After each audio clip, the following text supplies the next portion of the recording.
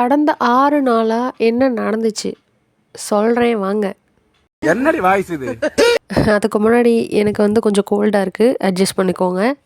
டே 15ல இருந்தே நம்ம ஆஸ்தான நண்பர் ப்ரோக்ராஸ்டினேஷன் என்ட்ரி கொடுத்துட்டாரு. அவர் பார்த்த வேலைனால அந்த 4 நாள் வீடியோவையே நான் 17வது நாள் தான் போட்டேன். ஏன்ட்ட சரசம் பண்றக்கே வாட்டாப்பே உங்களை பெற்றுறாங்களா? ஆனால் இன்னைக்கு டே 24 வந்துருச்சு. சாப்பிட்டு பார்த்துக்கலாம், தூங்கி பார்த்துக்கலாம், ராத்திரி பார்த்துக்கலாம், காலையில் பார்த்துக்கலான்னு வீடியோ அப்லோட் பண்ணுறது காலதாமதமாயிடுச்சு. இந்த 6 நாளில் அவ்வளோ ப்ரொடக்டிவாக இருந்தியாமா நீ அப்படின்னு கேட்டால் அதுவும் இல்லை. ஹேபிட் ட்ராக்கரை கூட டிக் பண்ண முடியாத அளவுக்கு சோம்பேறியாகவும் சிக்காகவும் இருந்திருக்கேன். எனக்கு இந்த கெட்ட பழக்கம் இருக்குது. ஒரு டாஸ்க்கை 10 நாளில் முடிக்கணுன்னா 5 நாள் நல்லா ஃபோக்கஸ்டாக இருப்பேன்.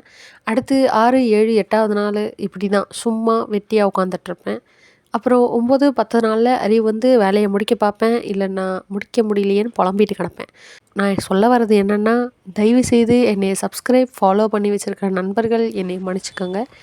டே 24லேருந்து சேலஞ்ச் வீடியோஸ் கரெக்டாக வந்துடும். அவ்வளோதான். நன்றி, வணக்கம். ஐஸ்வர்யா எப்படி அம்மாவாக்குறது?